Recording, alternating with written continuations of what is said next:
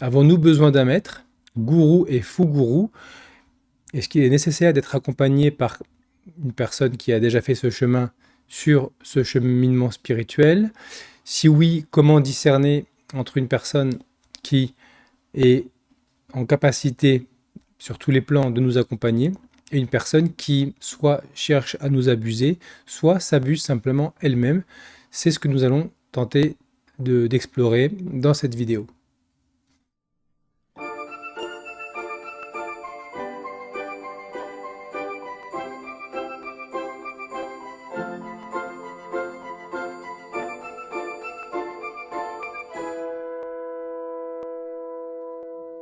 Alors bonjour à toutes et à tous, bienvenue dans cette nouvelle vidéo. Alors ce qui m'a inspiré ce thème, au point de départ, c'était simplement Gourou et faux gourou. C'est un YouTuber, c'est une chaîne sur YouTube qui s'appelle Être ou Paraître, que je vais partager avec vous. Voilà, Être ou Paraître. Donc il y a des vidéos auxquelles je n'adhère pas trop, par exemple Technique de manipulation, où c'est une critique pure et gratuite. Voilà, tous les didacticiels. Mais par contre, il y a une série qui s'appelle Les YouTubeurs spirituels et que je vous recommande chaudement parce que ce sont des gens qui sont la plupart assez connus sur la toile, des personnes qui spécifiquement ne m'ont jamais inspiré, j'ai jamais été tenté, c'est des personnes que j'ai tendance à éviter. Et ce qui est intéressant, c'est qu'ils montrent simplement les contradictions entre les paroles de ces personnes et ce qu'elles disent à un autre moment, et surtout entre les paroles de ces youtubeurs ou youtubeuses et leurs actions, leurs actes. Clairement, un manque total d'alignement. Donc je vous encourage vraiment à aller voir, je mettrai le lien, Être ou Paraître, la série sur les youtubeurs spirituels, qui au demeurant n'est pas finie, puisqu'il y a 12 vidéos sur 15. On attend avec impatience les 3 dernières. Et je vais simplement partager avec vous le genre de contenu qu'il met, le genre de travail qu'il fait, et puis on en parlera juste après. Par exemple, cette vidéo très courte qui s'appelle « Comment reconnaître les messages des guides spirituels » et que nous allons visionner ensemble, moins de 50 secondes. Si on entend des voix dans sa tête qui nous disent « fais ci, fais ça, non, fais pas ci, fais pas ça », on peut, ou des choses qui suggèrent en fait le fait de donner des ordres, on peut être sûr que ce ne sont pas nos guides. Mes guides m'ont dit très clairement, il va falloir que tu commences à mettre des limites avec les gens, il faut que tu arrêtes de donner. Il faut que tu arrêtes de donner. Fais payer. Je serais ravie de vous aider à faire ce travail, mais il va falloir passer par mon site thérapeute, il va falloir prendre rendez-vous avec moi. C'est tout ça qui fait de moi ce que je suis aujourd'hui. Si j'avais pas investi de l'argent en moi, je serais pas là aujourd'hui. Donc ce que j'ai envie de dire, c'est que tout l'argent que vous investissez pour les thérapies, pour etc., c'est de l'argent que vous investissez sur vous. Donc voilà le genre de montage qu'il fait, c'est-à-dire qu'il prend des paroles à un instant T, et puis il prend des paroles à un autre moment. Et il est vrai que la contradiction est flagrante. Alors je ne dis pas que je suis d'accord sur le fond avec la personne. D'ailleurs, j'ai pu échanger quelques messages avec lui, et très rapidement en discutant, j'ai moi-même remarqué d'énormes contradictions dans son discours. Il ne prétend pas critiquer, mais il critique ouvertement. Il montre en tout cas des paradoxes, et puis avec un montage, il est vrai qu'on peut faire un peu ce qu'on veut. Il prétend ne pas dénigrer les maîtres et les enseignements, et pourtant il explique qu'il n'y a pas de chemin. Il explique dans une autre vidéo, comme dans cette vidéo qui s'appelle « L'éveil spirituel et les enseignants », où il explique, je ne sais pas si ce sont ses propos à lui ou s'il cite quelqu'un, il ne le dit pas, que les personnes qui cherchent l'éveil, c'est le malheur, que les personnes qui souffrent cherchent l'éveil et fantasment l'éveil comme une solution future à la souffrance de maintenant. Celui qui n'a pas de malheur en lui ne cherche rien et ne fait ni l'expérience d'un éveil, ni l'expérience d'un non-éveil, ni expérience d'une quelconque vraie ou fausse nature, merveilleuse ou pas. Donc là, il nie il nie le fondement de toutes les traditions, c'est-à-dire qu'il existe deux natures en nous, une nature humaine, personnelle, qui est le fruit du conditionnement social, familial, culturel, etc., et une nature réelle, authentique, on pourrait dire une nature divine. Une nature qui est vraie et une nature qui est fausse. C'est le fondement de toutes les traditions, et les personnes qui ont réalisé cet état de fait ne peuvent pas être d'accord avec ce qu'il dit.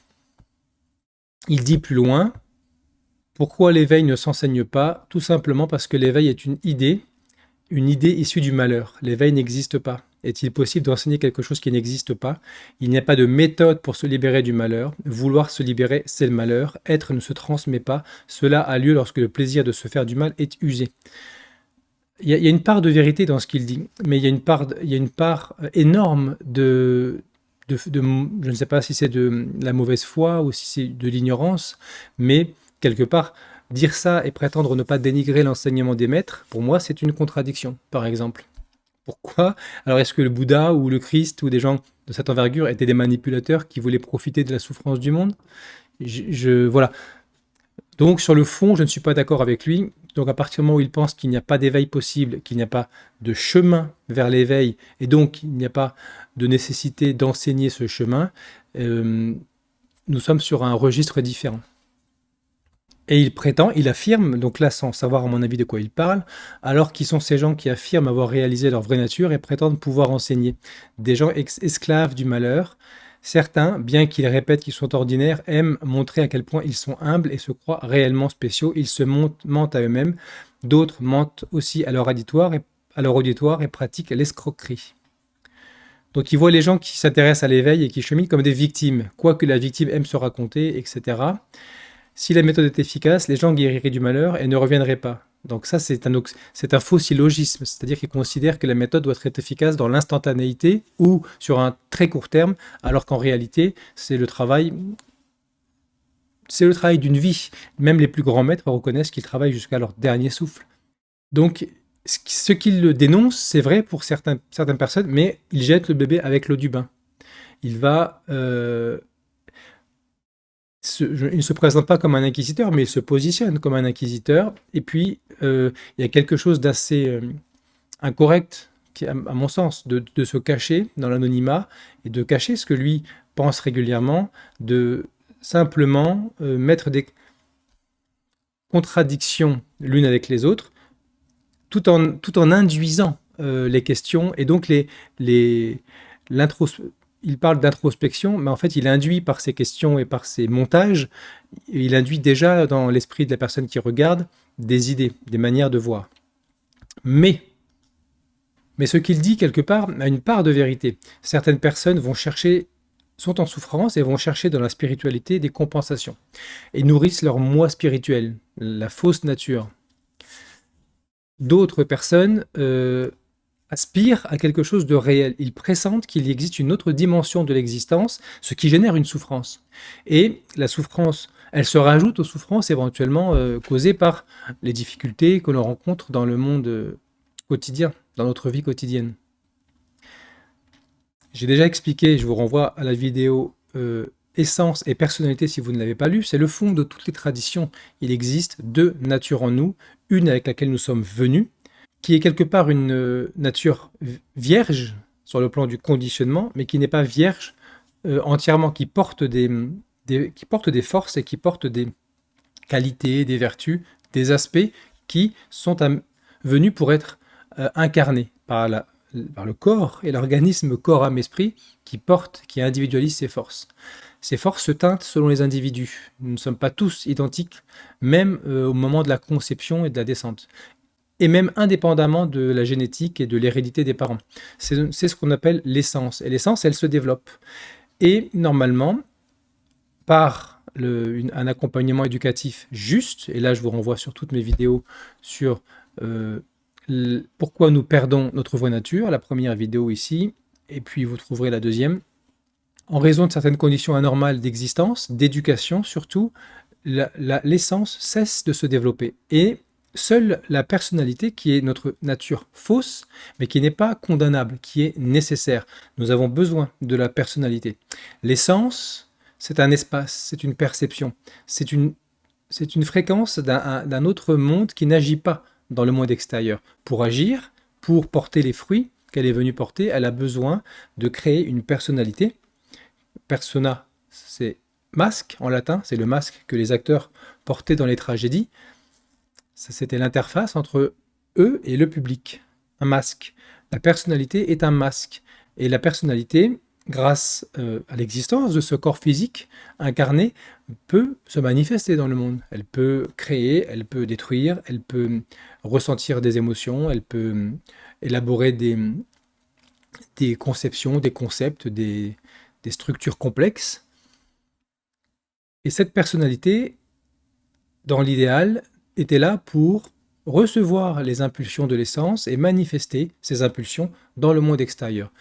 À cause de cette rupture de contact avec l'essence, symbolisée par le sommeil des princesses dans les contes de fées sont là pour nous transmettre des enseignements quelque part, mais qui ne parlent pas au conscient ordinaire, qui traversent les défenses et qui viennent parler sans parler. On comprend sans comprendre. Quelque part, cela nous infuse. Alors certains contes sont très pragmatiques, par exemple le petit chaperon rouge, c'est destiné aux jeunes filles qui deviennent des jeunes femmes, et l'arrivée des règles, et attention au loup qui va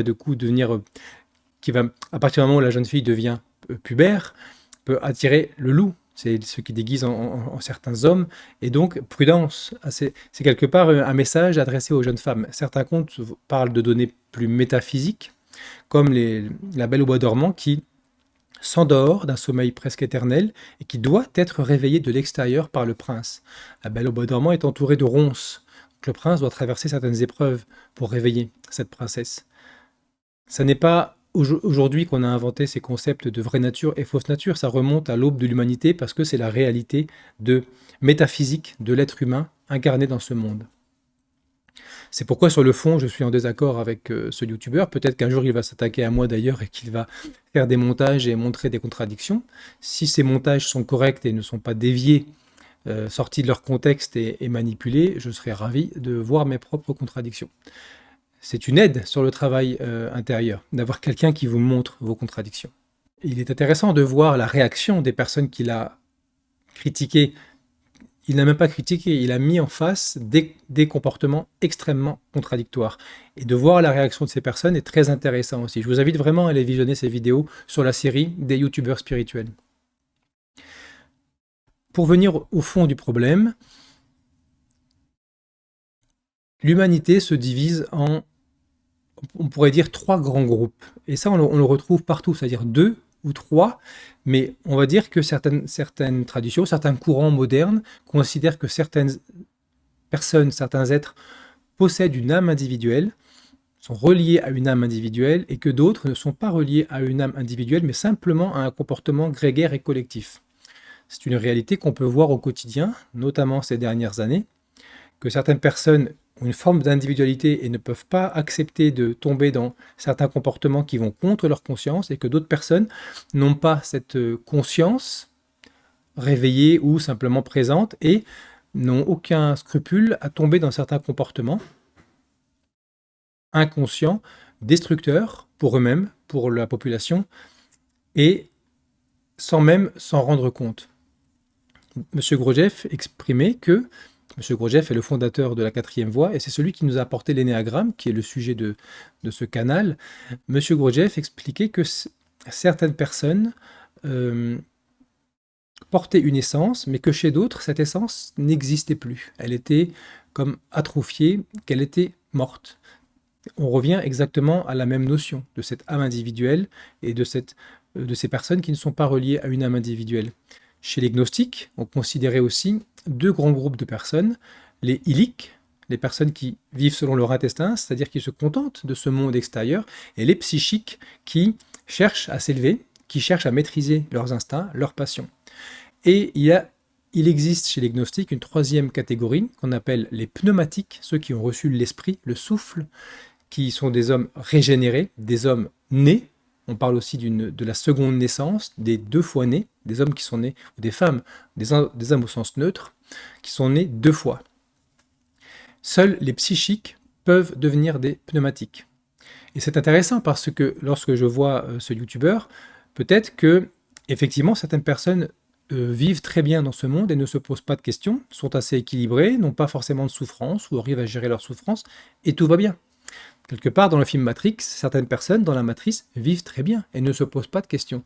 Mais certaines personnes perçoivent des incohérences, se disent qu'il y a des choses qui ne vont pas et que peut-être que la vie qu'ils vivent n'est pas aussi riche, n'est pas aussi réelle que la vie qu'ils aspirent à vivre ou la vie qu'ils pressentent pouvoir vivre.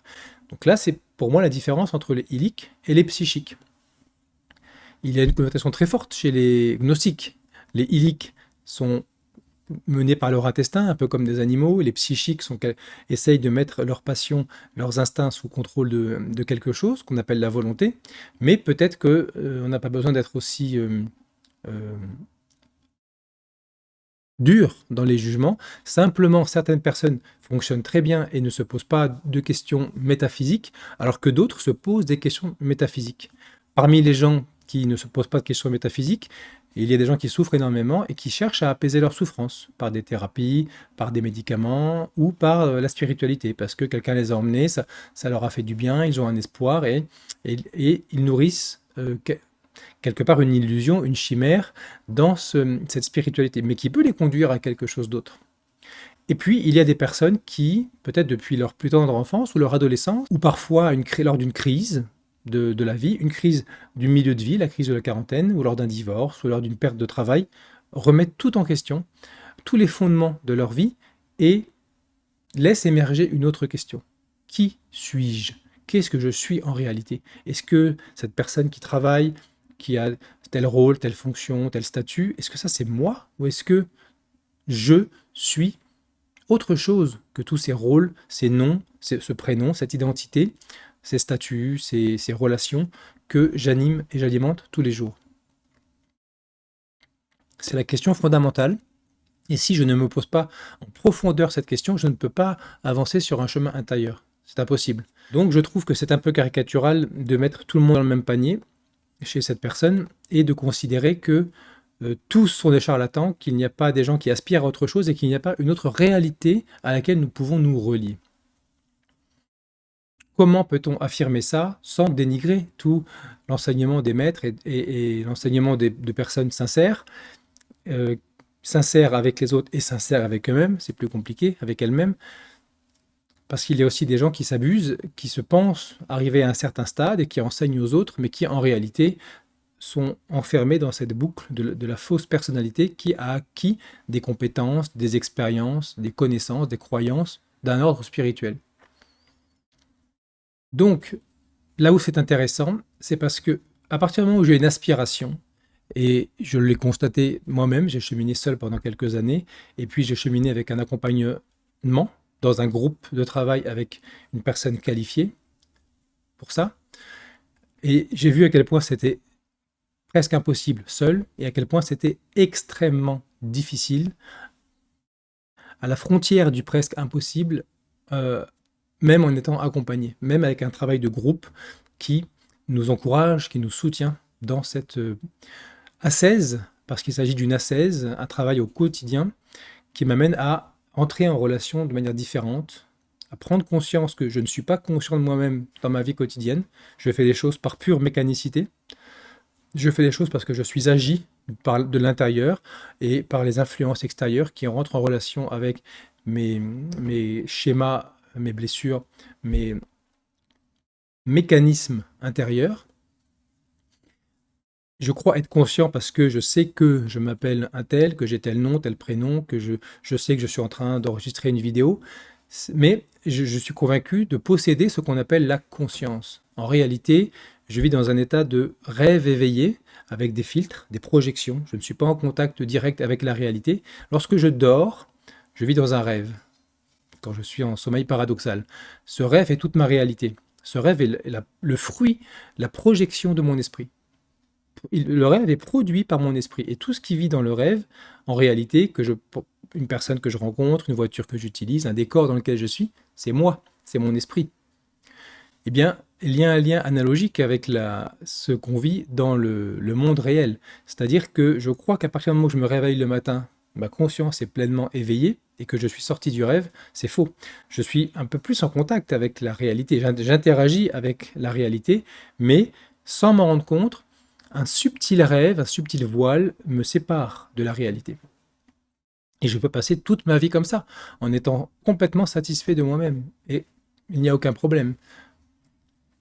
L'Évangile nous dit, Jésus nous dit, il y aura beaucoup d'appelés, mais peu d'élus. La Bhagavad Gita nous dit « Sur 1000 hommes, un seul me cherche, et sur 1000 qui me cherchent, un seul me trouve ». Il y a plusieurs versions de ce verset.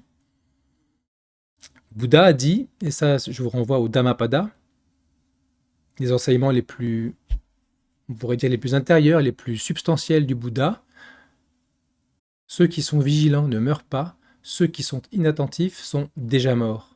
La vigilance est le sentier qui mène à la vie éternelle. De mémoire. C'est le fond de cette stance du Dhammapada. Donc, il est normal que certaines personnes ne reconnaissent pas une réalité spirituelle, une réalité réelle derrière la réalité fausse, puisqu'ils prennent le faux pour le vrai. Ils prennent leur inconscience pour la conscience. Donc, c'est parfait. M. Gurdjieff exprimait que tout le monde ne peut pas accéder, exactement comme je viens de le dire, dans l'Évangile ou dans la Bhagavad Gita. Tout le monde ne peut pas accéder à l'éveil intérieur. Pourquoi? Parce que tout le monde ne le veut pas. Et ceux qui le veulent, parmi ceux qui le veulent, rares sont les personnes qui le veulent vraiment, qui y aspirent de tout leur être. Et c'est ainsi, et c'est bien ainsi. Il existe un chemin qui a été balisé depuis la nuit des temps et dont on retrouve les archétypes, les arcanes dans toutes les traditions. Et ce chemin passe essentiellement par un travail de l'attention, un travail qu'on retrouve sous forme de méditation dans beaucoup de traditions, qu'on retrouve sous forme de travail de présence et de vigilance au quotidien dans les voies plus christiques, les voies plus occidentales par exemple, ou la 4e voie. C'est le cœur du bouddhisme. Le Bouddha a donné l'essence de son enseignement dans ce qu'on appelle le sutra de l'établissement de la conscience, de l'attention. Conscience et attention sont des synonymes pour moi, d'une certaine manière. Donc, 4 établissements de la conscience, de l'attention, c'est-à-dire que pour pouvoir progresser sur ce chemin de l'éveil, j'ai besoin de faire ce travail d'attention, de trouver un support pour établir et maintenir mon attention dans ma vie quotidienne, pas seulement dans ma méditation. Ce chemin est fait de pièges, d'obstacles, d'illusions, et seul, comme disait M. Gurdjieff, seul un homme ne peut rien. Une femme non plus. Certains rares individus ont pu cheminer pour des raisons qu'on peut expliquer, qu'on pourrait même expliquer par un processus de réincarnation. Et je distingue la réincarnation de la renaissance. La renaissance serait automatique et compulsive. La réincarnation serait volontaire et consciente et servirait à parfaire le travail fait dans une vie. Parfaire, en un seul mot. Donc quelqu'un qui aurait fait un travail immense dans une vie, qui décède et qui revient, va peut-être trouver assez rapidement ce à quoi il aspire, alors que quelqu'un d'autre va y passer 40 ans ou 50 ans. Il ne faut pas se fier à une personne, à un Mozart de la spiritualité, Mozart qui jouait du piano très jeune. Comment peut-on expliquer cette capacité s'il n'y a pas peut-être une vie de travail derrière, avant cette naissance? En tout cas, des dispositions particulières que, apparemment, tous les êtres n'ont pas. En tout cas, en ce qui concerne la musique. Chacun a son talent, chacun est venu incarner son talent, mais nous n'avons pas tous le même degré de réalisation de ce talent. Sur le plan de l'éveil intérieur, c'est la même chose. Certaines personnes sont arrivées avec une prédisposition à cette libération, et d'autres avec une aspiration encore peut-être un peu plus faible, un peu plus légère, avec une identification plus forte à cette nature illusoire, et avec une plus grande difficulté à s'en extraire. À partir du moment où j'ai compris que j'avais besoin d'un accompagnement, c'est là où je dois exercer mon discernement. Bien que j'en parlerai, il y a des choses plus subtiles qui se jouent que le simple discernement.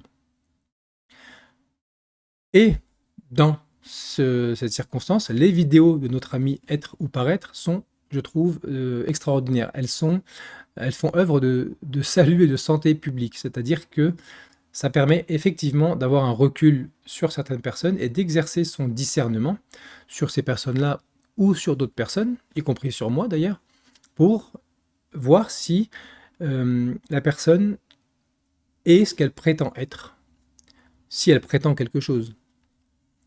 Mieux vaut éviter de prétendre quoi que ce soit, parce qu'effectivement, on est tous des êtres humains et on peut se retrouver pris dans des comportements qui vont à l'encontre de ce qu'on a prétendu auparavant.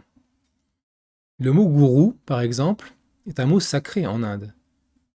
Il désigne celui qui est divin et qui vous transmet la possibilité de vous réaliser vous-même à votre véritable nature. Peut-être que chez nous, occidentaux matérialistes, il y a une manière de voir avec dédain cette tradition et ces pratiques, peut-être comme des superstitions, et de considérer que l'éveil, ça n'existe pas, c'est pour les gens malades, les gens qui souffrent, les gens crédules qui se laissent manipuler. Je ne pense pas que tout un peuple puisse être à ce point inférieur à nous et qu'on puisse se permettre de juger avec autant de dédain ce qui, pour eux, est de l'ordre du sacré.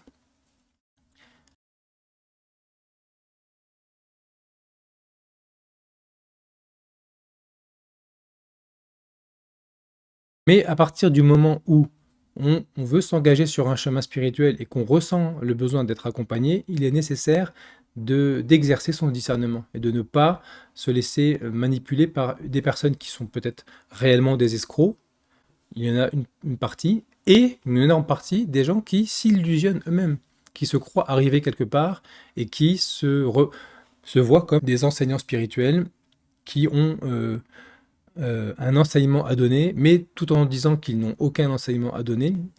C'est déjà la contradiction chez ces youtubeurs que, si vous regardez ces vidéos, je ne prétends donner aucun enseignement, mais pourtant, je vends des pratiques et des enseignements. De mon côté, je ne prétends pas donner aucun enseignement. Je suis venu donner un enseignement qui s'appelle l'énéagramme, qui est basé sur l'énéagramme. Je serai probablement amené à vendre des formations pour des personnes qui veulent approfondir, bien que le matériel est dans toutes ces vidéos que je vais publier, que j'ai publiées et que je vais continuer à publier. Mais si des personnes souhaitent un accompagnement plus pratique, des propositions plus concrètes, je ne prétends pas donner tout gratuitement parce que c'est des heures et des heures et des heures de travail et que je considère qu'il y a un chemin, je considère qu'il y a des outils, je considère qu'on peut transmettre ces outils, qu'on peut même transmettre autre chose avec ces outils et que ces outils peuvent aider des gens à se transformer. J'en ai fait l'expérience moi-même et j'ai vu des personnes que j'accompagne se transformer progressivement. Donc je ne peux pas adhérer à la vision de ce youtubeur, même si ses vidéos sont d'une très grande qualité et son discernement très aiguisé. Par ailleurs, quel est le rôle de l'accompagnant, comme l'appelait Arnaud Desjardins, l'ami spirituel? Son rôle, c'est déjà, a priori, c'est pas forcément à lui de décider de revêtir cette fonction. En général, cela lui est demandé. Si j'aspire à devenir un instructeur et à m'auto-proclamer et m'improviser enseignant, il se peut que ce soit un piège de mon propre psychisme et que je me leurre moi-même et que j'accompagne du coup dans cette illusion un grand nombre de personnes. Donc en général, ça doit être demandé par les personnes qui nous ont accompagnés, la personne qui nous a accompagnés. Par exemple, dans le cas d'Arnaud Desjardins que je cite souvent, c'est son maître, Swami Prajnampad, qui lui a demandé d'enseigner l'Advaita Vedanta, en tout cas l'Adhyatma Yoga, qui est une forme très particulière du Vedanta, celle qui a été créée par le maître d'Arnaud Desjardins, de l'enseigner en France. Il ne s'est pas dit un matin, tiens, je vais changer de métier, je vais faire une reconversion pour l'emploi pour être enseignant spirituel. Ça lui a été demandé. Il a été investi de cette fonction, qui peut durer jusqu'à la fin de la vie, qui peut durer un temps déterminé, et puis ensuite passer à autre chose. Ce n'est pas un rôle que l'on joue, c'est une fonction qui peut être provisoire ou plus longue selon les besoins. Donc son rôle, après avoir traversé les pièges, les épreuves, les obstacles de plus en plus subtils sur cette voie de reconnexion à soi-même, tout simplement d'éveil à sa vraie nature, qui existe bel et bien. L'enfant, quand il vient au monde, il porte une nature. avant l'influence de l'éducation, avant le prénom, le nom, la manière dont il doit se comporter parce qu'il l'a reçu de ses parents, il porte quelque chose. Il y avait quelque chose de réel et tout le reste a été ajouté. Ces comportements, ces croyances qui sont les mêmes que le milieu socio-culturel, familial duquel je suis issu. Même si après je subis d'autres influences qui viennent modifier et j'ai l'impression d'avoir rompu avec mes croyances de l'enfance, j'ai adopté d'autres croyances selon mon système de valeurs qui reste le même et qui s'adapte en fonction des environnements que je traverse. Je m'adapte. J'ai déjà parlé de l'instinct d'adaptation. Nous apportons cet instinct d'adaptation et nous sommes capables de nous adapter, de changer. Mais nous passons d'une croyance à une autre croyance qui est souvent, qui recouvre simplement les croyances initiales de l'enfance. La manière de percevoir le monde. Donc tout ça, ça a été acquis. Quelque part, c'est faux pour moi. Ça ne m'appartient pas. Cela m'a été proposé ou souvent imposé de l'extérieur, que ce soit mes parents, mes instituteurs, mes amis, les parents de mes amis, mon mari, ma femme, mes frères et sœurs, mes aïeuls, et puis mon patron, mes collègues, tout le monde. Quelque part, je subis des influences et puis je fais mienne certaines de ces influences parce qu'elles correspondent à mon terrain de départ et je rejette d'autres influences parce qu'elles ne correspondent pas. Mais ce qui a façonné ma personnalité, ce sont des influences qui se sont mélangées, un genre de gloubi-boulga d'influences que j'appelle moi. C'est là où c'est une fausse nature, ça n'est pas moi. J'ai besoin de ça, c'est un outil, mais ça n'est pas moi. Et ma conscience est prise dans ces filets. Elle croit que ça, c'est moi. Ma personnalité, c'est moi. En réalité, ma personnalité, c'est une création. À la fois une projection depuis l'intérieur qui subit les influences de l'extérieur. C'est un masque. C'est inscrit dans son ADN, c'est dans son nom.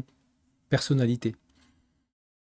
Alors que si ma personnalité est un masque et une construction mentale et culturelle, sociale, moi, qu'est-ce que c'est? D'où la question, dans toutes les traditions, qui suis-je? Eh bien, l'ami spirituel, le maître, l'instructeur, l'accompagnant, est là pour nous aider à nourrir ce questionnement et à recevoir les bons outils et la bonne manière de les utiliser pour investiguer, pour aller discerner, non plus à l'extérieur, les bons maîtres et les mauvais maîtres, les gourous et les faux gourous, mais discerner à l'intérieur ce qui est vrai et ce qui est faux en moi. Me dépouiller progressivement, couche par couche, de tout ce qui n'est pas moi, pour, comme un oignon, à qui j'enlève toutes les couches, et ça fait mal, ça fait pleurer, c'est vrai, j'enlève toutes les couches pour découvrir le cœur. Qu'est-ce qu'il y a quand j'ai enlevé toutes les couches? Qu'est-ce qui reste? Ça, c'est la question fondamentale. Et ce travail, toutes ces couches qui ont été créées depuis l'enfance, souvent par des blessures, des violences, des traumatismes que j'ai décrits dans la deuxième vidéo, par commission ou par omission, les besoins fondamentaux non assouvis, etc. On ne peut pas, en claquant des doigts, sur un stage ou 2 stages ou quelques séminaires, se débarrasser de ça. Ça me colle à la peau. Et chaque fois, c'est une forme de petite mort à laquelle je suis invité. J'ai des résistances énormes. Donc prétendre que ces enseignants, par exemple, ou les enseignants en général sont inefficaces parce que les gens ont besoin de revenir, c'est d'une mauvaise foi, parce que ce travail est extrêmement dense, extrêmement long, parce que j'ai des résistances et des mécanismes de défense très très puissants, qui m'empêchent de retourner vers cette nature essentielle. J'ai déjà expliqué, notamment dans la nuit obscure de l'âme, la nuit noire de l'âme, ou la traversée du désert, que, ultimément, tout le travail consiste, après m'avoir permis de rencontrer tous ces traumatismes, tous ces manques, toutes ces illusions, tous ces engrammes intérieurs, d'aller rencontrer la peur la plus terrible qui habite ma conscience et qui m'a obligé à quitter cet espace de l'essence, de ma nature réelle, pour rester accroché comme une sangsue, comme une huître à ma personnalité. C'est cette peur la plus profonde, cette terreur que je ne veux pas rencontrer. Donc, et que je vais rencontrer si je veux vraiment redevenir ce que je suis en réalité. Donc cette traversée de cette peur originelle est tellement douloureuse qu'il vaut mieux que certaines personnes se contentent de la vie ordinaire parce que tout le monde n'est pas prêt à faire cette expérience, à faire cette traversée. Et donc, quelles sont les qualités qu'on est en droit d'attendre chez une personne qui potentiellement est en mesure de nous accompagner sur ce chemin intérieur. Un soufi célèbre, je crois que c'est Ibn Arabi, mais je ne suis pas sûr, je vais vérifier, disait « Celui qui n'a pas de maître a Satan pour maître ». Satan, qu'est-ce que ça veut dire? C'est quelque part son propre ego, le malin, le rusé en nous, qui nous manipule et qui nous amène à nous projeter dans une fausse réalité, une fausse interprétation de la réalité constamment et à nous éloigner de ce que nous sommes véritablement. Cet ego a besoin de survivre, il veut garder sa place. C'est une construction psychique, mais qui est construite à notre image et qui cherche par tous les moyens à garder sa place. Donc, même ma quête spirituelle sera récupérée par ce malin à l'intérieur. D'où la phrase de ce soufi, celui qui n'a pas de maître a Satan pour maître. Il obéit simplement à son propre ego, à ses propres compulsions, à ses représentations, à ses illusions, et tout ce qu'il va faire, vivre, comprendre, travailler sur le chemin spirituel ne fera pas exception, sera récupéré par cet ego. Ce sera un ego spirituel, un moi spirituel. Et donc pour discerner les qualités d'un maître, d'un instructeur, d'un accompagnateur, d'un ami spirituel, je vais vous citer un passage de livre de Georges de Maleville, paix à son âme, qui est décédé il y a pas mal de temps, qui a écrit L'harmonie intérieure selon la 4e voie, qui est un livre très, très court, mais assez intéressant pour comprendre le fond de la 4e voie. Je ne sais pas si on peut encore le trouver. Peut-être d'occasion. En parlant du processus de cet éveil intérieur, il dit que l'être humain devient enfin ce qu'il est, c'est-à-dire un homme, au sens neutre. Il s'agit là, nous le répétons, d'un processus long et difficile. Il s'agit de redevenir des enfants. Et il cite « Si vous ne devenez pas comme des enfants, vous n'entrerez pas dans le royaume des cieux. » C'est le Christ. Matthieu 18, 3.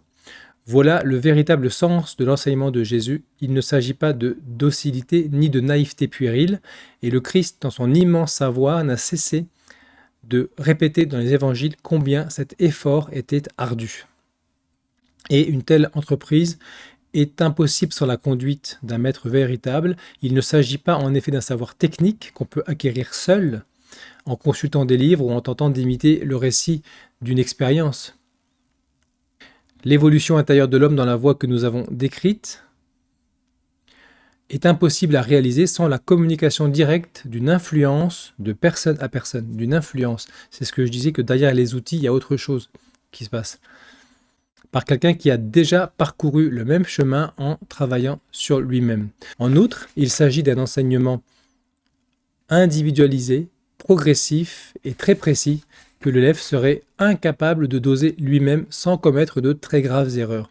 Et cette nuit obscure, par exemple, qu'on peut être amené à forcer, dont on peut fracturer le passage, si on n'est pas prêt, les conséquences peuvent être dramatiques pour la psychologie de l'être humain ordinaire. On peut sombrer dans la folie, ou dans la dépression, dans des crises d'angoisse dont on ne pourra plus sortir, etc. Et donc, après avoir expliqué que c'était difficile aujourd'hui de s'y retrouver avec cette pléthore de gens, d'enseignants spirituels, etc. Et ça a été écrit, je pense, au début des années 2000 ou à la fin des années 90, de mémoire.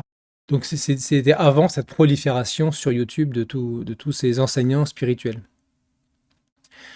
La première qualité exigée d'un maître spirituel est la modestie, et surtout la normalité. Mieux vaut un gourou médiocre qu'un délirant. Au moins, le premier ne fait pas de mal. Et celui qui s'attribue à lui-même des pouvoirs occultes et qui s'en vante est un imposteur. Voilà, dans la série sur la vidéo YouTube, vous verrez que certaines s'attribuent de ce genre de pouvoir. Et en parlent devant des dizaines de milliers de personnes. Quel est l'intérêt? Je ne sais pas. Surtout, le critère essentiel de l'authenticité d'un maître spirituel est le respect de la liberté du disciple. Le maître offre et propose, l'élève prend ou refuse. On ne fait que des propositions, il n'y a aucune obligation. Il y a effectivement un cadre avec des interdictions, comme par exemple ne pas transmettre des outils donnés à l'extérieur, mais pour des raisons qui sont évidentes et qui pourraient amener certaines personnes à une fracture de leur psychisme, à un éclatement de leur personnalité alors que leur essence n'est pas prête. Donc là, ça serait catastrophique. Et puis l'interdiction de partager les témoignages intimes de chaque personne. Mais ce qui est proposé à l'élève, c'est à lui de le prendre ou de le refuser. Personne ne peut lui le condamner parce qu'il n'a pas fait telle ou telle pratique, tel ou tel exercice. Si l'élève se trompe, il en portera librement les conséquences. Le but de la recherche dont nous parlons est de former des êtres réellement libres et responsables. Toute pression et tout excès d'affectivité sont donc exclus dans cette démarche, et c'est ce qui la distingue des entreprises sectaires tellement dénoncées à notre époque. La liberté totale de l'individu. D'ailleurs, en tant qu'accompagnant, il est, à mon avis, strictement proscrit de donner des conseils sur la vie privée, professionnelle, sur la vie personnelle de la personne. Ça n'est pas le rôle de l'accompagnant. Même si la personne le demande d'ailleurs. Donc, le but de l'accompagnant est, à mon sens, de d'abord mettre des bâtons dans les roues des personnes qui veulent rejoindre. C'est-à-dire que c'est l'inverse du prosélytisme. Si on a conscience que ce travail est ardu et difficile, que l'accompagnant va lui-même s'investir énormément en temps, en énergie psychique dans ce travail et dans cette relation, eh bien, on essaye de ne pas laisser entrer n'importe qui et de peut-être mettre des bâtons dans les roues aux personnes pour tester simplement leur fiabilité. Donc c'est l'inverse du prosélytisme. Créer une atmosphère de sécurité où la personne peut entièrement se livrer. Et quand je dis sécurité, ça ne veut pas dire qu'il ne faut pas heurter la sensibilité parfois, parce que ce sont les chocs qui vont nous amener à nous réveiller. Mais que la personne qui parle, qui témoigne, sache que ce qui est dit va rester dans le secret de la relation, au maître, à l'accompagnant ou au groupe de travail. Une autre qualité est de pouvoir discerner si l'accompagnant est animé par autre chose, quelque chose de l'ordre d'une vibration, une fréquence, qu'on appelle la baraka chez les soufis. Est-ce que, à travers ses paroles, à travers ses gestes, à travers ses enseignements, est-ce que je perçois quelque chose de plus subtil qui vient nourrir quelque chose de subtil en moi? Là, effectivement, ça pourrait paraître très, très bizarre pour des personnes comme par exemple ce youtubeur qui fait des vidéos et qui pense qu'il n'y a pas de nature réelle et qu'il n'y a pas d'essence et qu'il n'y a pas d'une essence derrière la personnalité, qu'il n'y a donc pas de chemin pour retrouver le contact avec cette essence. En réalité, l'essence éveillée chez l'accompagnant va spontanément, c'est fréquentiel, c'est vibratoire, va spontanément animer l'essence endormie chez la personne qui vient pour cela. Tout comme quand quelqu'un est en colère, on peut sentir sa colère, on peut sentir sa gêne, sa tristesse. Eh bien, c'est analogue sur le plan du travail intérieur, c'est-à-dire qu'il n'y a pas seulement la transmission d'un outil, il y a la transmission d'une influence, qu'on appelle une influence spirituelle. Pour cela, il faut que la personne soit elle-même arrivée à un certain degré de réalisation de sa nature essentielle, tout simplement. Qu'elle puisse vivre et s'exprimer à partir de cette nature essentielle, même si le moi est toujours là et que parfois, dans sa vie quotidienne, il n'est pas un saint. Il est important de voir que les paroles et les actes sont quelque part en alignement. Même si parfois les comportements de l'accompagnant peuvent choquer, puisque, comme je l'ai dit, il est nécessaire de mettre des bâtons dans les roues. Parce que parfois le comportement d'une personne qui est enracinée dans l'essence peut être choquant. C'est-à-dire que lorsqu'une personne agit selon sa conscience, elle peut agir d'une manière qui est contraire aux us, aux coutumes, aux lois même peut-être. En toute légitimité, en tout cas en obéissant aux lois de la conscience qui sont supérieures aux lois des hommes. Par exemple, la loi m'oblige de dénoncer les personnes qui se réunissent pendant le Covid. Ma conscience me demande de ne pas dénoncer mon prochain. Même si par exemple, la loi l'impose et impose des sanctions. C'est un exemple un peu trivial.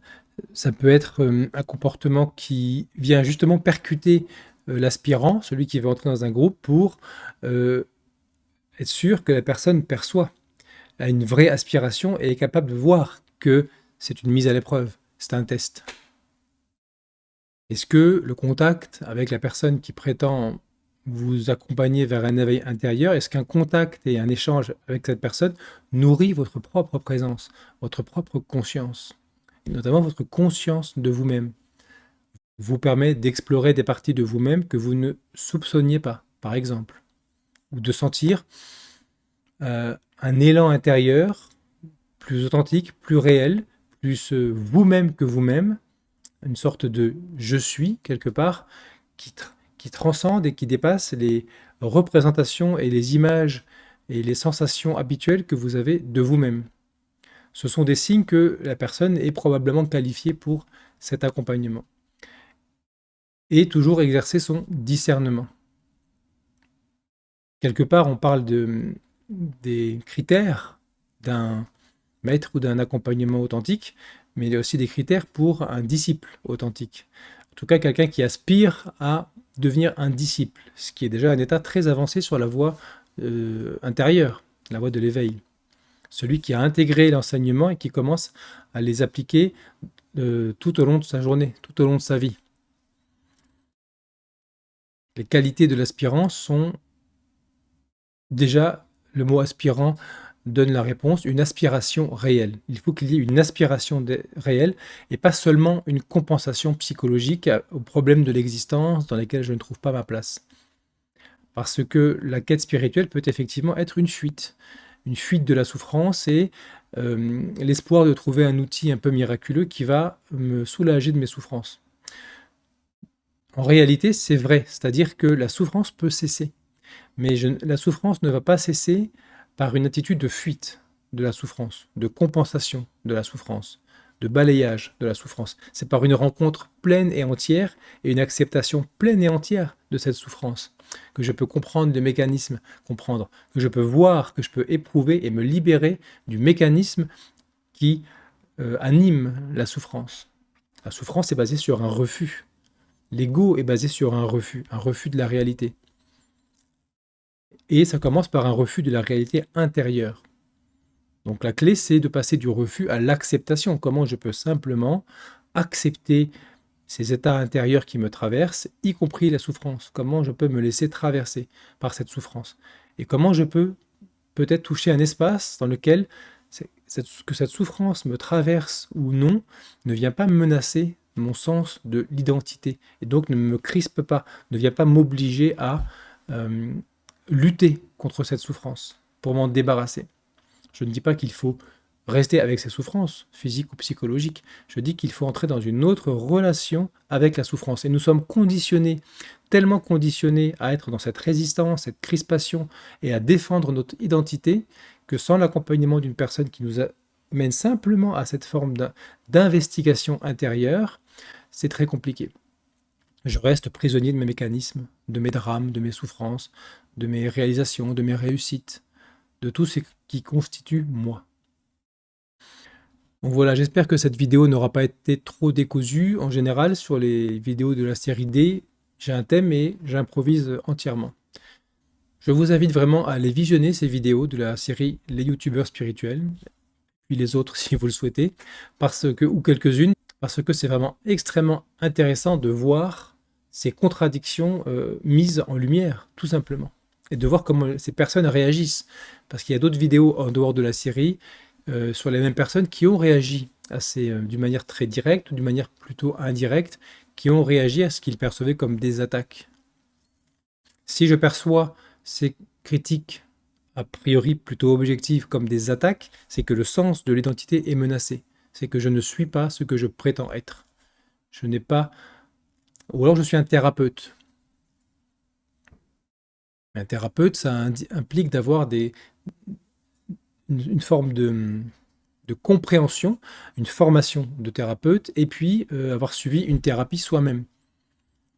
Mais prétendre enseigner une voie d'éveil intérieur, ou en tout cas transmettre des messages de guide pour une évolution spirituelle, ça implique d'être à un certain degré au moins libéré de cette identification au moi, et donc de ne pas subir comme une attaque sur mon identité des choses qui sont simplement la mise en lumière de mes propres contradictions. Et ça, c'est valable pour les gens qui enseignent, et c'est valable dans la vie quotidienne, c'est-à-dire que dans la 4e voie, qui est la voie qui nous a été apporté par Monsieur Gurdjieff, on travaille dans le réel, on travaille dans la vie quotidienne, parce qu'on considère que ce sont les frictions avec le monde extérieur, les critiques de ma femme, de mon mari, de mes enfants, de mes collègues, l'attitude, la manière dont on me dit bonjour, dont on ne me salue pas. Ce sont des frictions pour le moi qui sont des occasions extraordinaires de travail, des petits chocs qui peuvent me réveiller, puisque, étant donné que nous considérons, à l'instar de M. Gurdjieff, à l'instar de Jésus, à l'instar de Bouddha, que nous sommes dans un état de conscience endormi, duquel nous pouvons nous éveiller, un choc est l'occasion d'un bref moment de réveil de ma conscience. C'est une possibilité. C'est-à-dire qu'en général, je bascule dans la réaction physique, émotionnelle, intellectuelle, directement, verbale ou intérieurement. Je bascule dans la réaction, je ne saisis pas ces opportunités pour me réveiller moi-même. Dans la quatrième voie, c'est l'inverse, on essaye de saisir ces opportunités. Et la tradition de l'énéagramme, même si elle a beaucoup dévié, elle se pratique normalement dans son quotidien. Dans l'approche diamant, il est question, l'approche diamant qui a été amenée par M. Almas, c'est aussi une grande source d'inspiration pour moi, elle nous propose de cultiver la présence et l'observation de soi dans le quotidien. C'est vraiment inspiré de la quatrième voie. L'approche diamant est inspirée de la quatrième voie. Elle a pris les outils de l'énéagramme d'Oscar Ichazo et les développements qui ont été faits après.